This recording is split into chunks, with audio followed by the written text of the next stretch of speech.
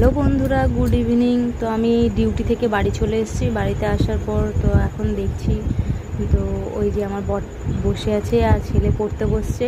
তো আমার মনটা খুব খারাপ লাগছে যে ওর জন্য কোনো কেক ঠেক কিছু কিনে আনিনি। তো এখন দেখা যাক কী করব। তো আমার জন্য যে টিফিনে যে কেকটা কিনেছিল সেই কেকটাই আমি খুলে দেবো। এই দেখো কেকটা, তো এটা খুলবো। আর এই যে সাথে পায়েস নিয়েছি, পায়েসটা শাশুড়ি মা রান্না করেছে। তো না একটু পায়েস দিয়ে আর ওই কেকটা দিয়ে আর সাথে ওই যে অরিও, ক্যাডবেরি আর গোলাপ ফুলটা দিয়ে তো ওকে ওর সামনে নিয়ে এসেছি। তো খুব রেগে থেকে রয়েছে, কেমন রেগে রয়েছে না কষ্টে রয়েছে আমি বুঝতে পারছি না। জাস্ট আমার নিজের কীরকম খারাপ লাগছে অনেকটা। যাই হোক, তারপরে ওকে আমি ডাকছি যে ওঠো ওঠো ওঠো। তো শুয়ে রয়েছে, খালি গায়ে শুয়ে রয়েছে, যেহেতু আমি ফোনটাও ধরতে পারছি না ওর দিকে।